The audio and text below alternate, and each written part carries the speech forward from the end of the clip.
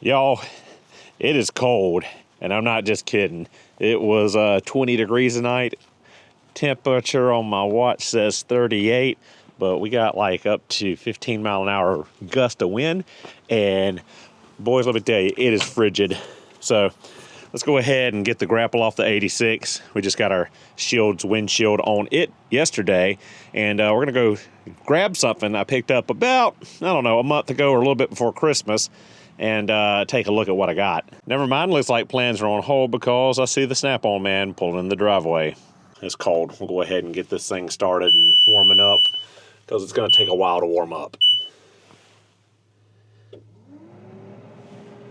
Let's go ahead and switch that from air conditioning over to the heat and turn our nice toasty heated seat on. Really glad I have that option now. So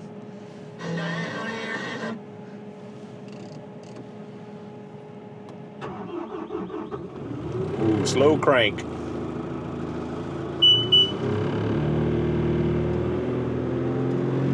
And we'll let her warm up. We'll go jump on the Snap-on truck. All right, fellas, I spent way too much time in the Snap-on truck, which is pretty common, but pretty nice that they come by the farm. One thing that has kept me alive for this cold is this. It's a pair of rechargeable hand warmers. I got one in each pocket. My girlfriend got them for me for Christmas. And they're definitely saving my life right now in all this cold weather. So let's go ahead and get the machine over and get this grapple off here and see what it was I picked up on Marketplace.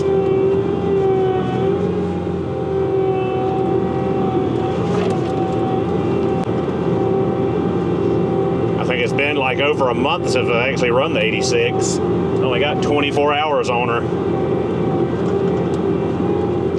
So it's like a good enough parking spot.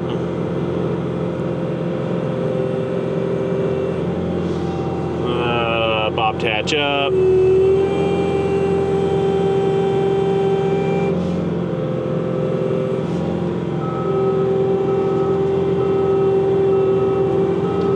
Now I think that's the attachment. Yeah, that's the new one. I got too much stuff out here. I'm losing track of what's what. Too many attachments for too many machines. Let's get lined up without destroying the yard. It's cold and wet.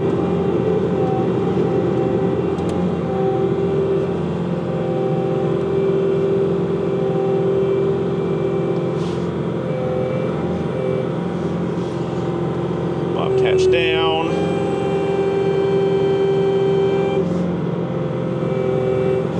And I think we're clear of our hoses. They're extra long.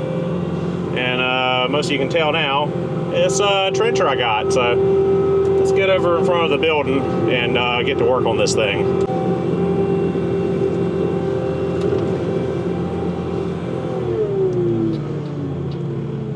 And here we are, guys. The new attachment from Facebook Marketplace is a Bobcat LT313 trencher, and it's pretty rough, but I got it for pretty cheap. Go ahead and leave your guesses in the comment section below. How much do you think I paid for it? And I got some issues to address, to say the least. One, I think these hoses are way too long. That, or we need to put a hose stay down there. As we can see, it's been dragging on the ground and messed up the sleeves here. This hose is a little bit through the outer layer. Probably gonna need to replace this hose. Probably gonna replace both of these hoses right here just to shorten them up. Might put a 90 here, run it up, and then put the slack out here so it's not way out here. This is super long hoses. I don't know why they're so long. I don't think the standard hoses are this long. This guy was running it on an old cat machine. What? I don't remember. But I've run it. It runs. It works. He was running it. One issue off the bat is female coupler has a bad leak to it, so we got a brand new female coupler to put on it. Probably should put a male coupler on it because it's kind of rusty and gross looking. But the first thing we really need to do is bleed this thing. So Bobcat is super picky about warranty on the 86s. They have a new red hydraulic fluid in them. Before they had an orange hydraulic, and any cross-contamination is going to void your warranty. So every single hydraulic attachment I've had to bleed When the machine was delivered, the salesman and I bled all the attachments. So if I recall correctly, we took the female coupler off, hooked the male coupler up, and just ran it with the hose in a bucket until it ran red, and then topped the hydraulic up in the machine, and we were good to go. Put the coupler back on. I need to take the coupler off anyway due to the issue with the leak. All the stickers are pretty much wore out. I got a brand new Bobcat sticker here, got a brand new no step sticker here, a lot of rust. Got to beat all this off, and we're not worried about these danger stickers. Or if you're too stupid to stay out of a freaking trencher chain, then you get what's coming to you. So we're gonna knock all this down, sand all this down, paint it, make it look like new again. And for the price I paid for it compared to a new one, it was one hell of a steal of a deal. And we'll go ahead and give it to you now because you have plenty of time to guess in the comment section below. And I paid $2,000 for this trencher, $2 grand for a working LT 313 Bobcat trencher. Now, I think I've got a quote from Bobcat from end of last year when I was looking at buying one of these trenchers, and I think it was like, I don't know, $6,800 or something. I'll put the dollar amount on the screen if I can remember. Looks like, no, that's supposed to be that way, looks like.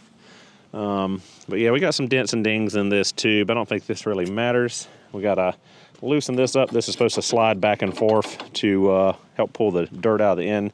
Chain is super loose. We need to tension that chain up. One thing we need to do right away is clean this thing really, really well and put a new coat of paint on it.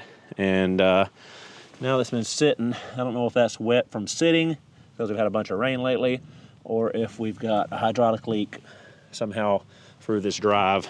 But like I said, I did run it on my 770 even though it was leaking, and it did work, it did cut, it did dig. But we might need to put a chain on it for too long. I think the chain was like $600 from Bobcat, so not terrible there. But yeah, looks like it's mostly cosmetic stuff and a little bit with the hoses and couplers. But other than that, I think it's a pretty good deal for $2 grand. What do you guys think? Let me know in the comments below. All right, we got our dump bucket, we got our wrenches, 1 5/16" and 1 3/8", and we got our new female coupler here. There's your part number, 7246790, ready to go. So we'll go ahead and bust this thing off here, set that hose in the bucket, hook up the male, and flush out whatever mystery hydraulic fluid is in this trencher. All right, so here's the tricky bit. I can't remember exactly which fitting we took off or which way to run the pump because I don't want to suck the old fluid into the machine. I want to push new fluid into the attachment out the hose. Pretty sure we took the female loose. And I just talked to the salesman that helped me bleed this thing, and I'm pretty sure he said to push the trigger to the right towards the side window. So we'll hope that's accurate, and I guess we'll see what we got going on. So first off, let's see if we can get this fitting off of here without a big fight.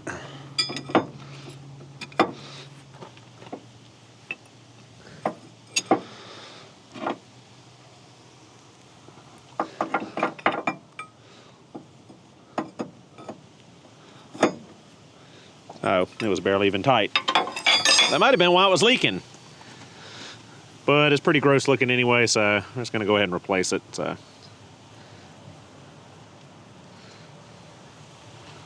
Although I'm pretty sure it's leaking inside the coupler and not out here where the O-ring is, so.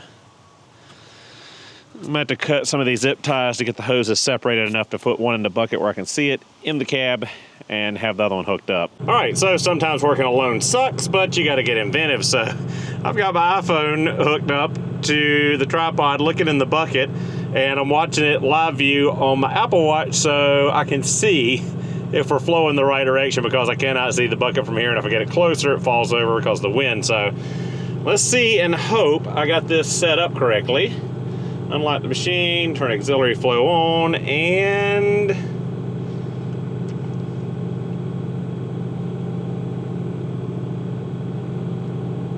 that's the right way. Bleed the fluid.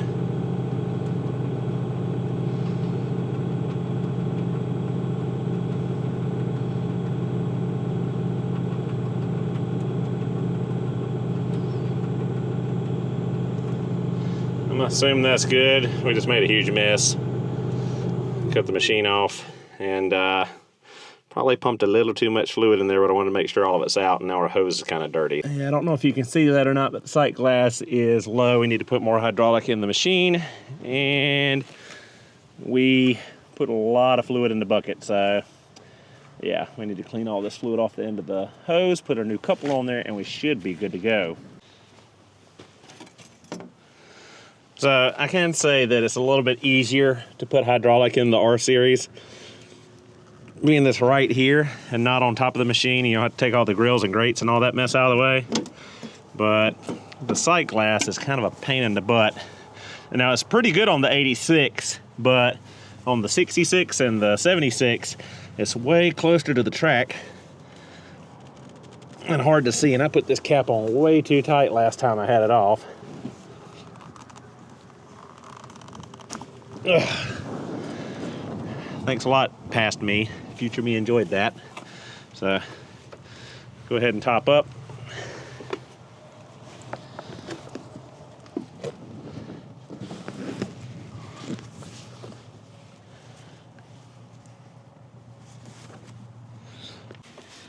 We will be switching the hydraulic over and the MT to red, just so we can run our auger and not have to worry about cross-contamination and warranty concerns with Bobcat. The 770 is at the dealer right now for a couple warranty issues, fuel gauge, and what else? Fuel gauge, backup alarm, a couple other things, but I'm also going to get them to go ahead and swap over orange to red so I can use all my attachments on the 770 without cross-contaminating. So it's like $800 for fluid, but had to be done. This stuff is just not wanting to flow out of this bottle, it seems. There we go. I was wondering why it wasn't filling up. It is cold, cold, cold, and it does not want to flow. I'm sure a lot of you that haven't watched the channel in a while know I started it on renovating the brick house, and then we started the mobile home. Plan to get back on those soon, so be on the lookout for the home improvement videos. Also, got notice today that a new toy is shipping out and should be here within the week. So really excited about that. I won't spoil the fun yet, but we'll talk about it when it gets here. This is 2.5 gallons. I guess that's about right, because we did fill that 5-gallon bucket about halfway up. So probably went a little overzealous on bleeding that thing, but I'd rather push too much fluid and completely get all that old fluid out than not push enough. So might have to go get a second container.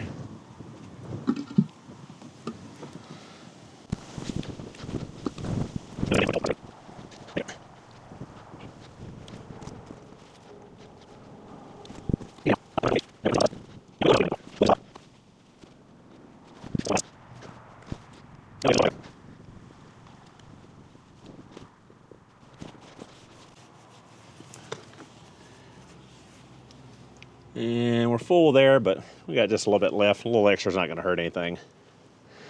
I have a little too much than not enough. And looks like that is us.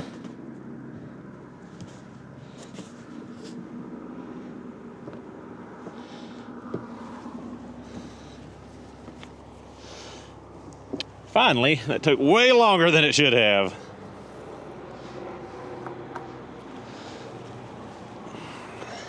Not sure what the new cold climate hydraulic fluid is, but feels like we should have it in there this week.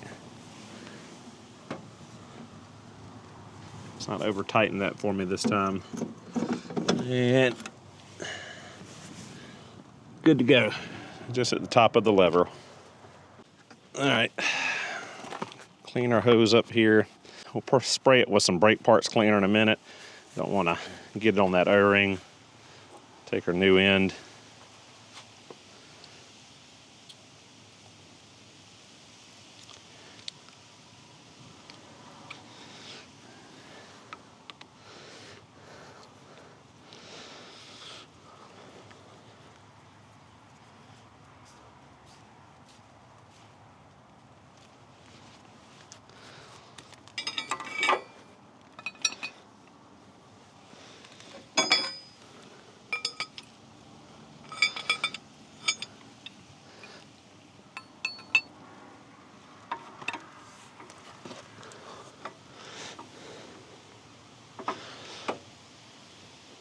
And we should be good.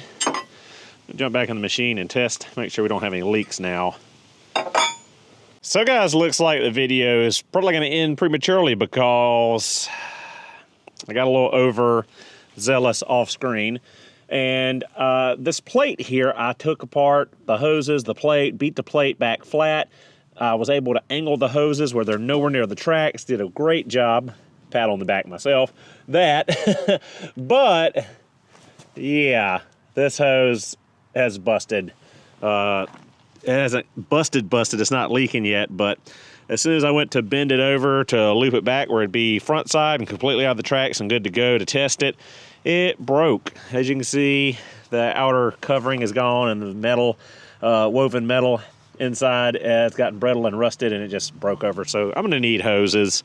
I thought I could get away with not getting hoses for a while, but might as well get hoses. I had my Bobcat dealer look up this serial number on this implement. I think it's a 2014 model, so it's been out for a while out in the elements, and these hoses are good and messed up, so new end there, but gonna end up with hoses.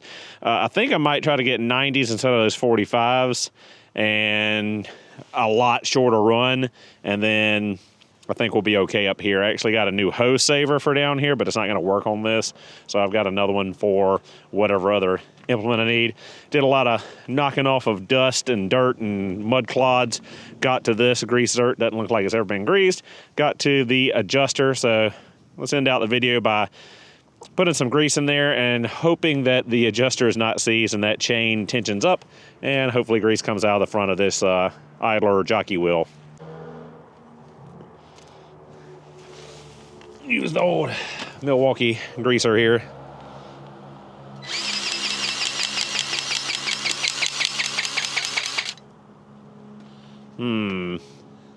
Is it taking? It's hard to do this one-handed.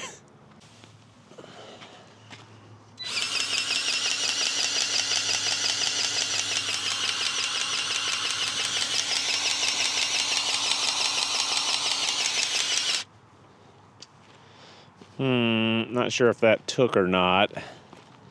Not seeing grease coming out, but this grease cartridge might be empty.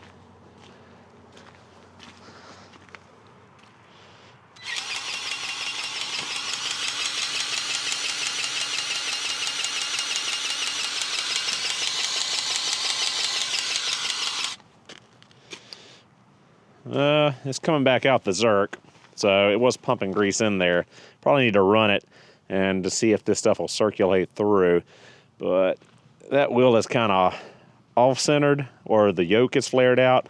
Might just be destroyed from never being greased. So let's see real quick if this chain tensioner works. Fingers crossed that it does.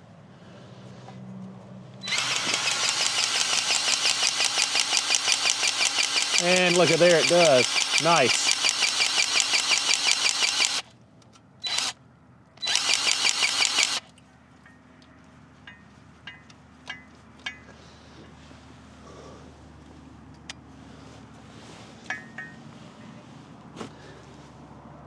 And it looks like the Zerk's okay. It looked like it was coming back out, but I think it's the end of this grease gun. So, but hey, we tensioned our chain up. So a little bit of a win. Tension the chain. Got to get hoses. Got to check out this front jockey wheel. Still don't think I got hurt for 2,000 bucks. All right, guys, so I decided to risk it, and it all worked out. So I got a rag over here as a makeshift explosion prevention. If that hose blows, hopefully it won't spray fluid all over the machine. It'll kind of soak in the hose. Our coupler was our issue. As you can see, it's nice and dry. It's not leaking like it was before.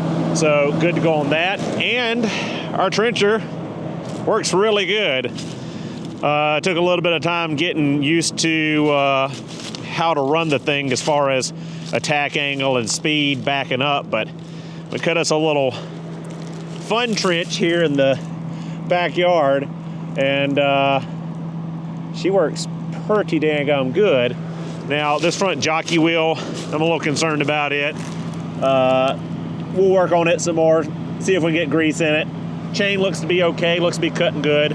Got the, whatever you call this thing down, where that helps to scoop the dirt out of the hole.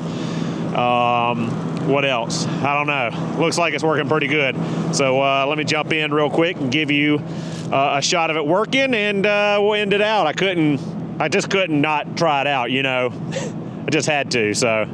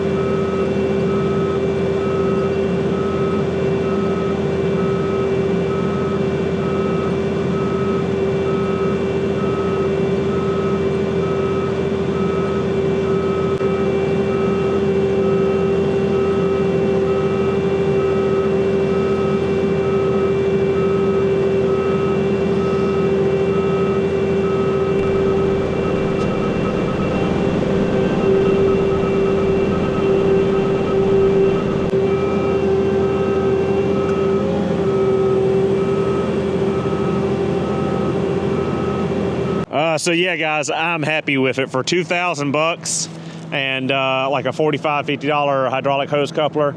Yeah, I'm extremely happy with this purchase. There's gonna be water lines and power lines and everything all over the farm now, and saved me a ton of money over buying a brand new trencher from Bobcat. So guys, now for the official end of the video. Thank you guys so much for watching. Hope you enjoyed the video. I'll see you all in the next one.